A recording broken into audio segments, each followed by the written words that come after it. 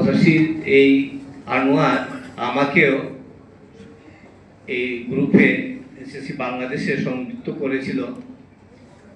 মনে হয়েছিল প্রথম ফুটেই তার সাথে আমার মনে হয় সেই বাল্যকালের বন্ধু বা বাল্যকালের ফ্রেন্ড, এইভাবেই তার ব্যবহার ছিল প্রথম যখন ফোন দিয়েছিল।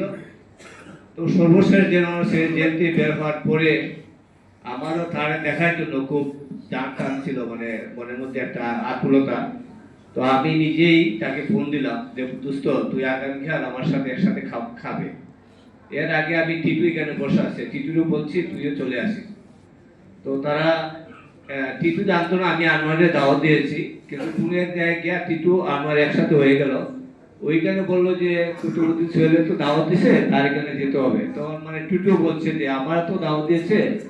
তো আমরা আবুল হোটেলের পাশে তাজমহল হোটেলে তারা দুইজন আর আমরা প্রায় 2 ঘন্টার মতো অনেক কথাবার্তা এটা বললাম। খুবই একটা হতাশার মধ্যে ছিল আনোয়ার। পরে আমি তারে বললাম বন্ধু আমি একদিকে একটু সময় দেই, তুমি আমার সাথে আসো। টিটিও ছিল সামনে, তুমি আমার সাথে আসো, আমরা একসাথে খাওয়া দাওয়া করবো। তোমার টুকটাক যে টাকা পয়সা যেটা সমস্যা আছে এটা আমি যতটুকু পাই তোমার সহযোগিতা করবো।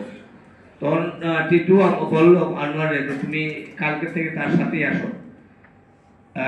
পরের দিন সে আসলো, টিটু আসে নাই।